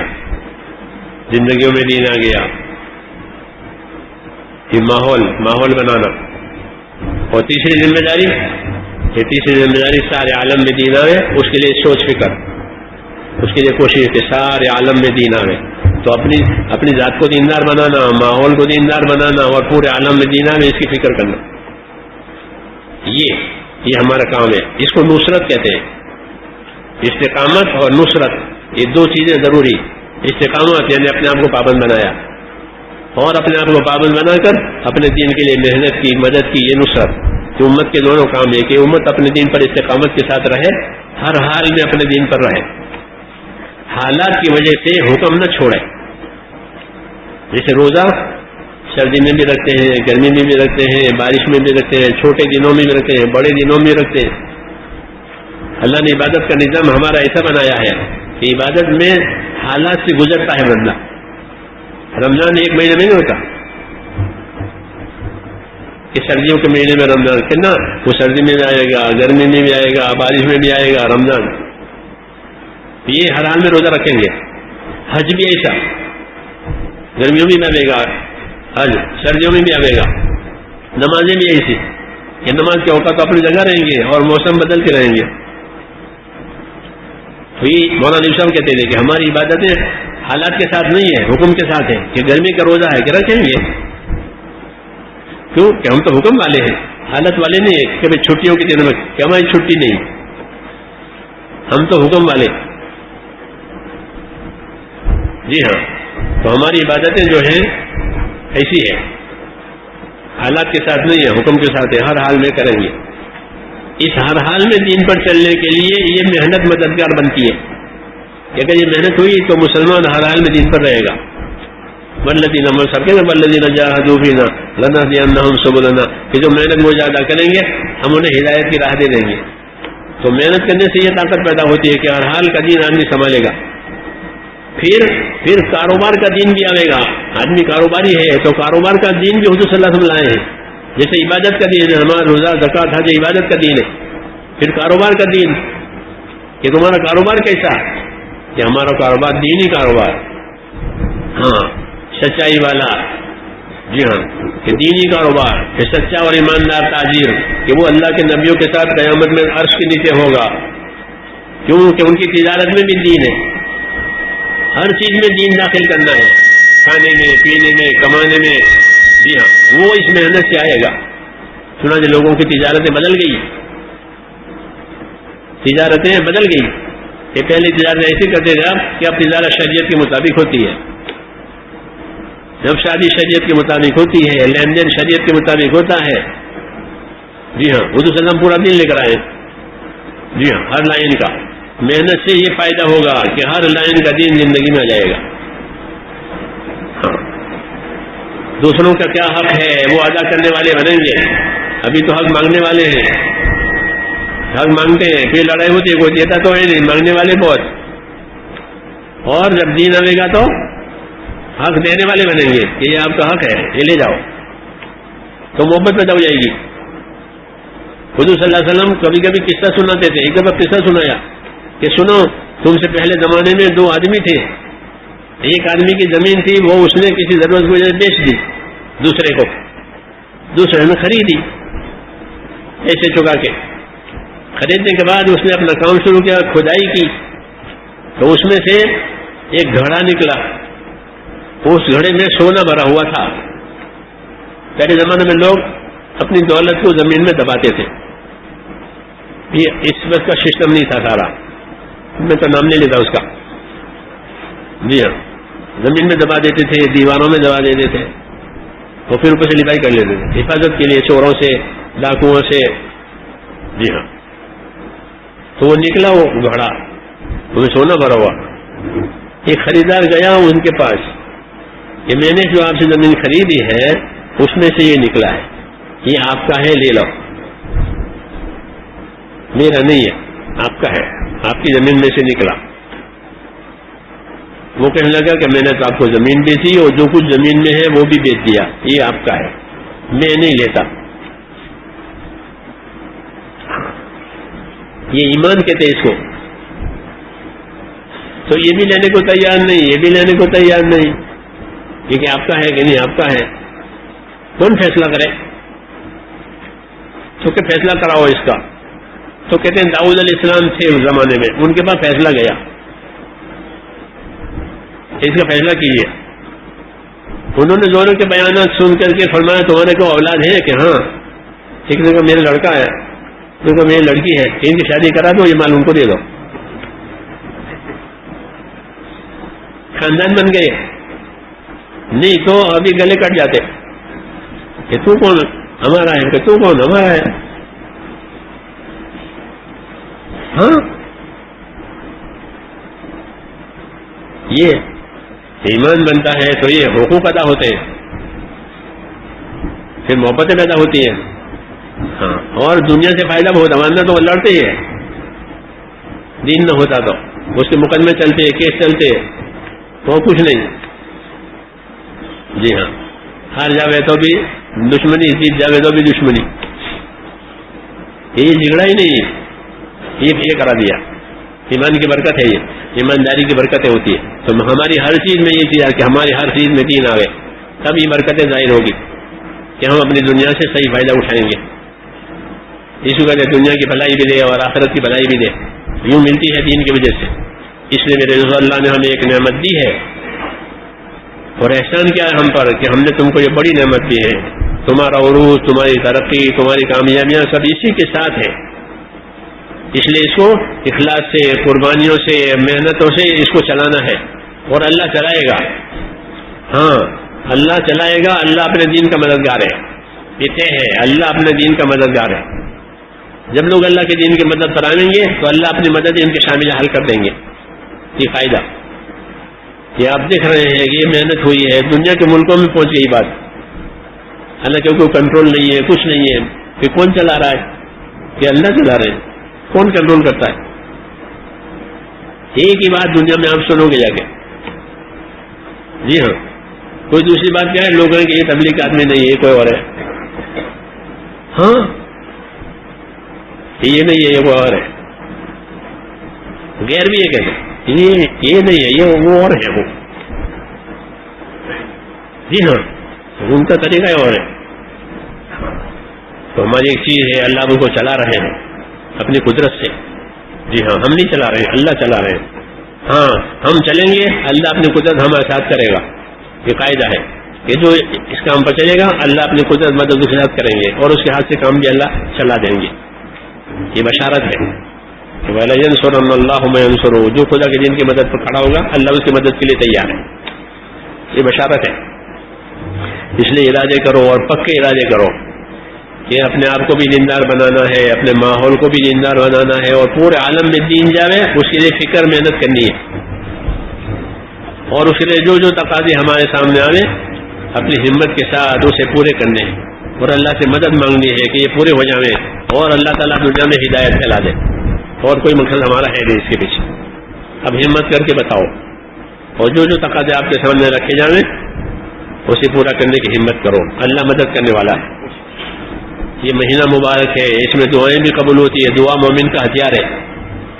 حالات پیدا ہوتے ہیں کبھی ناگوار، تو اس کے لیے اللہ نے دعاؤں کا راستہ دیا ہے کہ اب دعائیں مانگو، تمہاری دعاؤں سے مسئلے حل ہوں گے.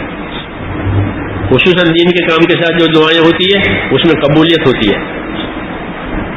انعام ہے اللہ تعالیٰ کا کہ ان کی دعائیں قبول ہوگی. اب بتاؤ، بولو بس ہمت کر کے بتاؤ. نٹک 4 مہینے کے لیے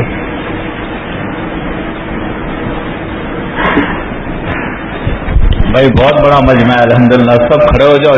4 مہینے کون کون لگائے گا؟ ہمت کر کے بتاؤ. 4 مہینے کی ہماری پہلی آواز ہے. آج بہت سے نوجوانوں نے ارادے کیے ہیں کہ اب بھی ہم فارغ ہو رہے ہیں، وہ 4 مہینے لگائیں گے. وہ بھی کھڑے ہو جاؤ. چلو جنہوں نے 4 مہینے کے ارادے صبح کے ظہر کے پہلے کیے وہ بھی کھڑے ہو جاؤ. جنہوں نے ابھی نیتیں کی وہ بھی کھڑے ہو جاؤ. چاہے نقد لگاؤ چاہے رمضان کے بعد لگاؤں. ہمت کر کے بتاؤ دوست. کچھ لوگ کھڑے ہوں گے تو انشاءاللہ کھڑے ہو جائیں گے. بھائی جوہر کے پہلے کس نے ارادے کیے تھے؟ کھڑے ہو جاؤ انشاءاللہ. کھڑے ہو جاؤ. دیکھو کچھ لوگ یہ کھڑے ہوئے، دیکھو ماشاءاللہ. یہ کھڑے ہوئے ماشاءاللہ, کھڑے ہو ماشاءاللہ. یہاں آپ لوگ تو پہلے کھڑے ہوئے تھے بیٹا, کھڑے ہو جاؤ دوست.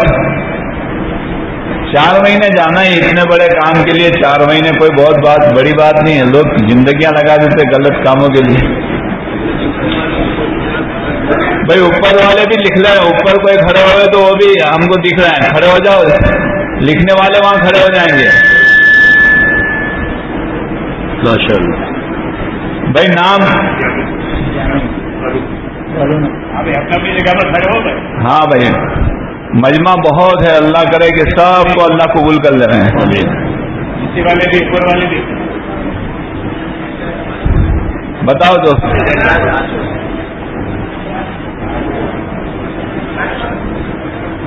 رمضان کے بعد کوئی تقاضے ہے کہ نہیں؟ 5 اگست سے 4 مہینے کی جماعت بنانی. 5 اگست سے 4 مہینے کی جماعتیں بنانی ہیں. 15 رمضان سے 4 مہینے کی جماعت بنانی ہے.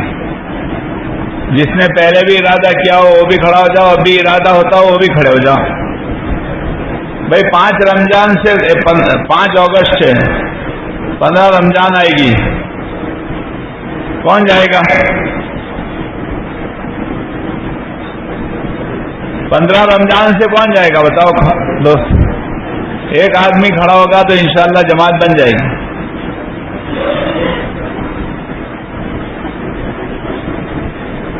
بھائی تھوڑی دیر بیٹھ رہے ہیں انشاءاللہ, دیکھو اتنی مدد کریں, انشاءاللہ جماعتیں بنے گی. بھائی 15 رمضان سے کون جائے گا؟ بولو بھائی ملاقاتیں ہوئی ہیں, آپ لوگوں نے ارادے کی. جس نے اپنی مسجد میں ارادہ کیا ہو, اپنے گاؤں میں, اپنے شہر میں, اپنی مسجد و جماعت میں, وہ کھڑے ہو کے بتائیں انشاءاللہ. یہ موقع ہوتا ہے بتانے کا. اور ایک آدمی کھڑا ہوتا ہے تو اس کی ہمت سے دوسرے بھی اور کھڑے ہو جاتے ہیں, اور ان کا اجر بھی انشاءاللہ انہیں ملے گا. ہے بھائی دل میں بات آتی ہو تو ضرور کھڑے ہونا چاہیے. وقت کی دل میں بات آ رہی ہے, ایک کا کھڑا ہو جاؤ انشاءاللہ کھڑے ہو جائے. کون ہے اللہ کا بندہ جو پہل کرتا ہے کہ میں تیار ہوں؟ پہل کرنے والے کو اجر زیادہ ملتا ہے. زیادہ کرنا, کوشش کرنا ہے. میں کہہ کے بولوں, بتاؤ بھائی بتاؤ, بولو.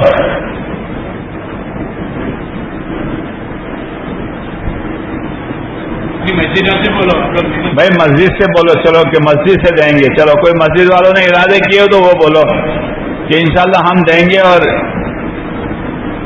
افراد بولو تاکہ انشاءاللہ جماعت بن جائے گی. ماشاءاللہ. بھائی دیکھو یہ دو ساتھی کہاں سے ہیں؟ 800 سے 2 منوبر سے 3. ہاں یہ تکلیف ہوتی ہے, وہ حاضر نہیں ہوتے اس لیے بولنے میں تکلیف ہے, باقی جانے والے ہوتے ہیں. 800 سے 2 منوبر سے 3 ایک گھر سے 1.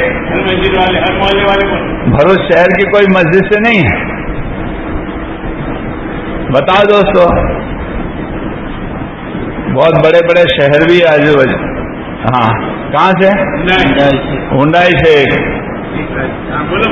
ارادہ کریں گے تو انشاءاللہ محنت ہوگی, محنت ہوگی تو انشاءاللہ ساتھی تیار ہو. محنت کر رہے ہیں, لگانے کر رہے ہیں, اللہ سے امید رکھ کے بولو. ہاں محنت کر جائیں گے انشاءاللہ, جائیں گے ضرور. اچھا گمان رکھیں. بتاؤ دوستو, 7 نام ہوئے ابھی تک, اور بتاؤ. بولو بھائی, پڑھتے بولو.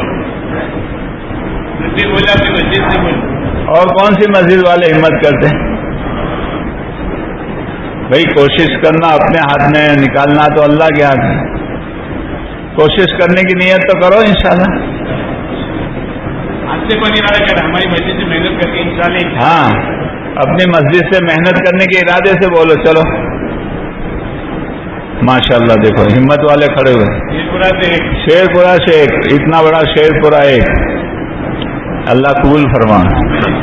چلو اللہ اور ہمت دے. میں بتاؤ, منڈا پھلیا ہے, پتہ نہیں کتنے پھلی ہے, کتنی سوسائٹیاں ہیں. بھائی کوئی محلے والے بولو نہیں کیا بھروچ والے؟ مسجد سے بولو، اپنے حلقے سے بولو، گاؤں سے بولو، کہنے کا ایسا کرو، محنت کرو. بھائی 8ویں ماشاء اللہ. کہاں گئے؟ ہاں دوسرا ایک سے دوسرا ایک، اس میں 2 ہو گئے. اور بتاؤ ماشاء اللہ. کہاں سے؟ بھروچ.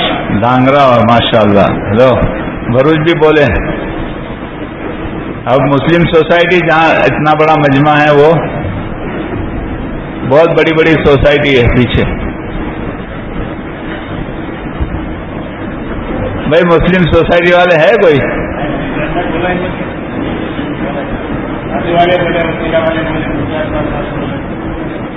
آباد نگر ہیں، مسلم سوسائٹی ہیں، امن بنگلو ہے. بتاؤ دوست.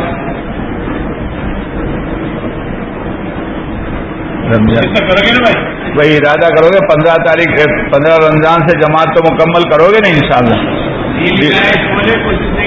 دلوں میں لو گے تو انشاءاللہ یہ جماعت روانہ ہوگی. 15 اگست سے ضلع کی جماعت روانہ کرنا. 15 اگست 25 رمضان ضلع کے لیے. 25 رمضان سے کوئی خاص بات؟ اچھا بھائی 15 رمضان سے جون کی جماعت جام نگر بھیجنی ہے. 25 رمضان 15 اگست. بتاؤ بھائی قربانی ہے لیکن بہت نفع ہوتا ہے. ہر سال یہ تھوڑا قربانی کا تقاضا آتا ہے. بتاؤ بھائی 25 رمضان 15 اگست سے کون جائے گا؟ کوئی ایک مسجد والے، کوئی ایک حلقے والے. لاکھوں عیدوں کا ثواب. ہاں لاکھوں عیدوں کا ثواب ہے. نہیں تو یہ کس کا ثواب؟ بچوں کی انگلی پکڑ کے. بچوں کی انگلی پکڑ کے ایک عید اور اللہ کے راستے کی لاکھوں عید کا ثواب. ماشاءاللہ. امتیاز آپ جاؤ گے. اللہ قبول فرما. اللہ بہت اللہ قبول فرما. اللہ آسان فرما.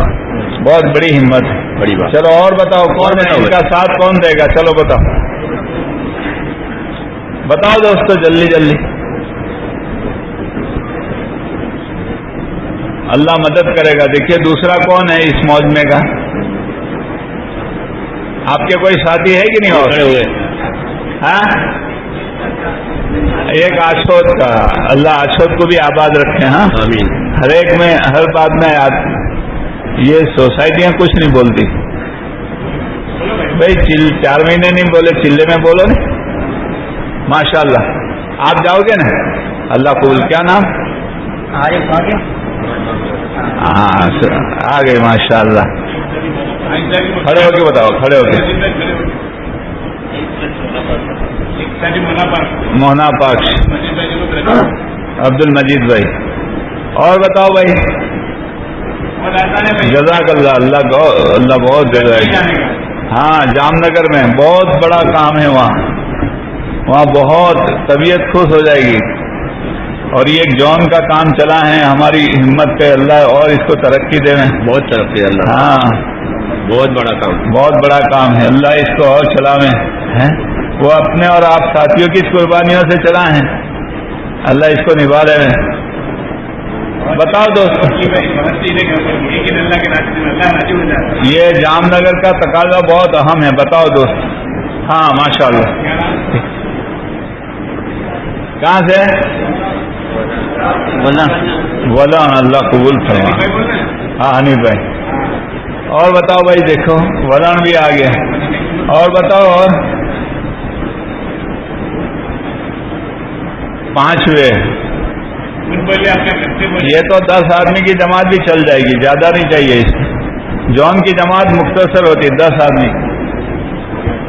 بتاؤ دوست.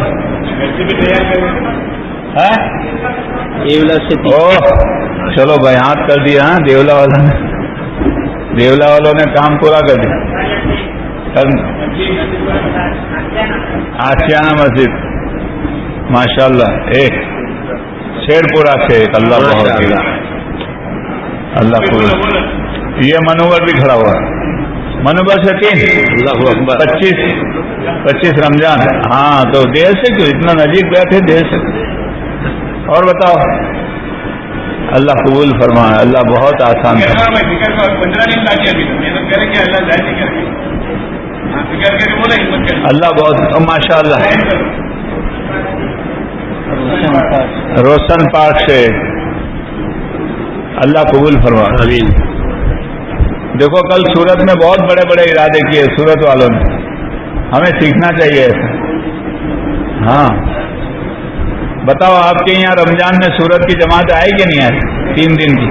ہمارے یہاں 50 آئی پانولی میں. 50 جماعتیں سورت کی 3 دن کی. وہ ہر سال رمضان میں 700 اس وقت 1500 کا ارادہ کیا. وہ نکالتے ہمیں بھی. ہم شہر تو ہمارا بھی ہے, مسلمان تو ہمارے پاس بھی ہے, لیکن ہمیں ترتیب معلوم نہیں. یا تو ہمیں ارادے کرنا نہیں آتا. رمضان کے بعد کی کیا تقاضے؟ رمضان بعد بھائی اپنی مسجد سے 4 مہینے کی جماعتیں بنانا. اپنی تاریخ کر کون سی مسجد اپنی جماعت لیں گے 4 مہینے. رمضان کے بعد 4 مہینے کی جماعتیں کون سی مسجد جائے گی بتاؤ؟ جلدی جلدی بتاؤ, اب دیر نہ کرو. تاریخ دینی ہے. محنت تو پورا رمضان کرنی ہے, تاریخ دینی ہے. کون سی تاریخ کے رمضان کے بعد ہے چاروں کی جماعت کون سی تاریخ کو نکلے گی؟ سپٹمبر میں. بولو بھائی. اور بتاؤ. منوبر سے ایک جماعت 4 مہینے. کون سے رمضان کون سے سپٹمبر. بولو بھائی. منوبر سے ایک 4 مہینے کی جماعت, ساروں سے ایک 4 مہینے کی جماعت. اور بتاؤ دوست,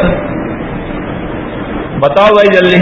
امن سے انشاءاللہ. ہاں ایسے امن سے سپٹمبر سے 4 مہینے کی جماعت.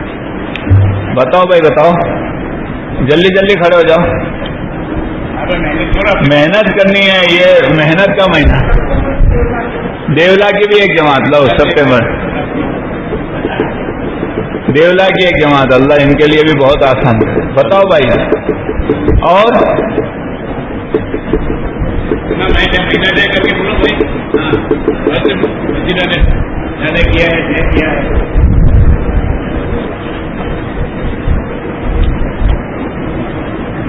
بھائی رمضان کے اب تھوڑے دن باقی ہے. بتاؤ اب کون کون 3 دن کی جماعتیں نکالے گا بتاؤ. دیکھیں کتنے نکالو گے, جلدی جلدی بتاؤ. دیکھیں کتنی جماعتیں نکالے ہوئے نکال. ہاں ایک ہی رمضان میں پوری رمضان. کھڑے ہو کے بتاؤ. دیکھو پہلے ایک نکالتے تھے, اب کتنے نکالے گے بتاؤ. 2 جماعت امن سے. اور بھائی پہلے کتنے نکلتے تھے؟ اچھا اور 2. اپنی اپنی جلدی بتاؤ. مونا پاک سے 5 جماعتیں. شیر پورہ 1 جماعت. کون سی مسجد؟ National park. دستان سے 2. جمعہ مسجد کنتھریا 2. منوبر سے 5. کون سی مسجد ہے؟ حسینیہ سے 4. اور بتاؤ. 3 انگلی دکھتی, 2 ہے. اچھا اور بتاؤ. اور بہت مسجدیں ہیں بھائی, بہت مسجدیں ہیں. اور رمضان کا مبارک مہینہ ہے.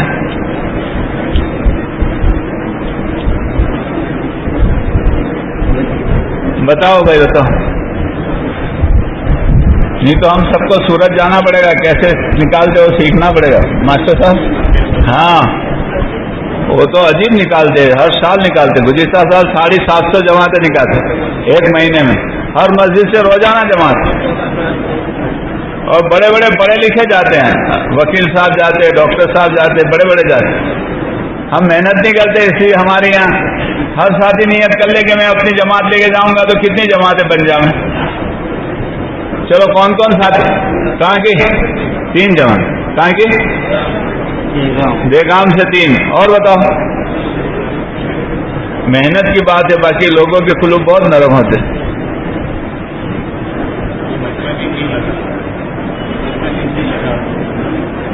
اچھا یہ یہاں بیٹھنے والے سب نیت کر لو کہ کم سے کم 3 دن لگائیں گے. کون کون ارادہ کرتا ہے؟ ماشاءاللہ. بھائی دیکھو یار اس میں کتنے بھائی یہ سب مجمع. اچھا ہمارے اسٹوڈنٹس جو ویکیشن میں جانے والے کھڑے ہو جاؤ دیکھیں. ابھی دیوالی ویکیشن میں کون کون جائے گا؟ 10 دن کی جماعت میں کھڑے ہو جاؤ دیکھیں کتنے اسٹوڈنٹس ہے پتہ چلے. 10 دن کی جماعت میں ابھی جو ویکیشن آئے گا ابھی اس لیے تو آپ کو جمع کیا تھا. ابھی سے آپ کے یعنی باہر بھی ہے بھائی سب جاؤ گے نا آپ لوگ؟ اللہ قبول فرما. بیٹھ جاؤ اور جیسے کام کرنے کو کہا گیا کرو گے نا انشاءاللہ. بھائی رمضان کے جو اعمال ہیں وہ بھی کرنا ہے. تلاوت ہے، تعلیم ہے، یعنی روزہ ہے، تراویح کی پابندی، نمازوں کی پابندی، دعاؤں کا اہتمام بھائی سب کریں گے نا انشاءاللہ. اللہ مجھے آپ کو سب کو توفیق دینے چاہیے. جو کہنا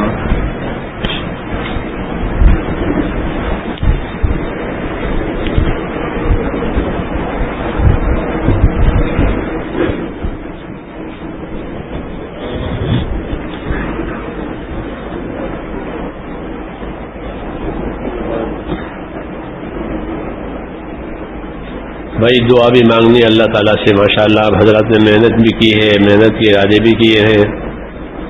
ہم آخر میں دعا مانگنی ہے کہ اللہ تعالیٰ اسے قبول فرماوے اور موت تک قائم رکھے ہم لوگوں کو، اور ہمارے ذریعے سے دوسروں کو اللہ ہدایت کا ہم کو ذریعہ بنا دے. اس کے لیے دعاؤں کا بھی اہتمام کرے. دعا اللہ کی بڑی نعمت ہے، بڑی نعمت. مومن کا ہتھیار ہے دعا. اس پر حالات آتے ہیں، ناگواریاں آتی ہیں تو اللہ نے اس کو ہتھیار دیا ہے کہ دعا مانگے اللہ تعالیٰ سے، تو بلائیں پریشانیاں ختم ہوتی ہیں دعا کی وجہ سے، اور مددیں آتی ہیں اللہ تعالیٰ کی. دعا مانگنے کا اللہ نے خود ہی حکم دیا ہے کہ مجھ سے دعا مانگا کرو، میں قبول کیا کروں گا. یہ بھی کہا کہ دعا مانگو میں قبول کروں گا. تو حکم بھی دے رہے ہیں اور قبول کرنے کا وعدہ بھی کر رہے ہیں، تو اب کیا رہ گیا. اس لیے دعاؤں کا اہتمام کریں اس مہینے میں، اور اپنے آپ کو دعاؤں کا عادی بنائیں. کوئی بھی مسئلہ پیش آئے زندگی کا، 2 رکعت نماز پڑھ کر دعا مانگنے کے عادی بنے. یہ نبیوں کا طریقہ ہے. پھر بات پیش آ گئی کہ نماز پڑھ کے دعا مانگی، تو پھر دعا کے اثرات اللہ تعالیٰ ظاہر کریں گے. تو کریں گے نا انشاءاللہ. رمضان کا تو پورا مہینہ اللہ سے مانگنے کا ہی ہے. درود شریف پڑھ لو. اللہم صلی علی سیدنا اللهم لك الحمد كله ولك الشكر كله ولك الملك كله ولك الخلق كله بيدك الخير كله اللهم إليك يرجع الأمر كله لا إله إلا الله وحده لا شريك له له الملك وله الحمد ويحيي ويميت وهو على كل شيء قدير. اللهم صل على سيدنا محمد وعلى آل سيدنا محمد كما صليت على إبراهيم وعلى آل إبراهيم إنك حميد مجيد. اللهم بارك على سيدنا محمد وعلى آل سيدنا محمد كما باركت على إبراهيم وعلى آل إبراهيم إنك حميد مجيد. ربنا ظلمنا أنفسنا وإن لم تغفر لنا وترحمنا لنكونن من الخاسرين. ربنا إننا آمنا فاغفر لنا ذنوبنا وقنا عذاب النار. اللهم اغفر لي ولوالدي واغفر يا رب لجميع المؤمنين والمؤمنات والمسلمين والمسلمات الأحياء منهم والأموات ولإخواننا الذين سبقونا بالإيمان ولا تجعل في قلوبنا غلا للذين آمنوا ربنا إنك رؤوف رحيم. اللهم اشرح صدورنا للإسلام. اللهم اشرح صدورنا للإسلام. اللهم اشرح صدورنا للإسلام. اللهم حبب إلينا الإيمان وزينه في قلوبنا وكره إلينا الكفر والفسوق والعصيان. اللهم اجعلنا من الراشدين. توفنا مسلمين والحقنا بالصالحين غير خزايا ولا ندامى ولا مفتونين. اللهم انصر من نصر دين محمد صلى الله عليه وسلم واجعلنا منهم. اللهم أيد الإسلام وأنصاره. اللهم أيد الإسلام وأنصاره. اللهم أيد الإسلام وأنصاره وأذل الشرك وأشراره. اللهم وفقنا لما تحب وترضى واجعل آخرتنا خيرا من الأولى. ربنا آتنا في الدنيا حسنة وفي الآخرة حسنة وقنا عذاب النار.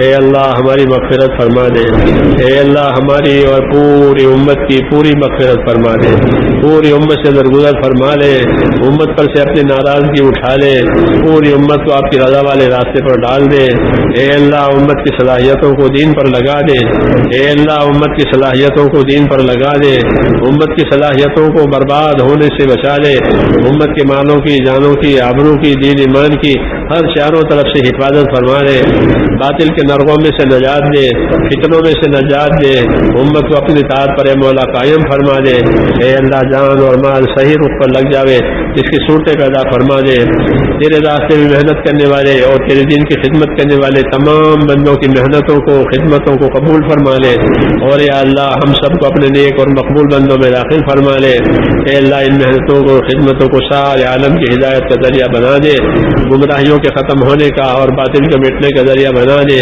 حق کے قائم ہونے کا ذریعہ بنا دے، جن دوستوں نے ارادے کیے ہیں ان کی بھرپور مدد فرما، ان کے لیے آسانی پیدا فرما، ان کی ارادوں میں عملوں میں قبولیت ڈال دے اور انہیں اپنے مقبول بندوں میں داخل فرما لے، اے اللہ اس مجمع کو قبول فرما، یہ مجمع جو اس کی طرف متوجہ ہو جائے انہیں بھی قبول فرما، ربنا تقبل منا انک انت السمیع العلیم وتب علینا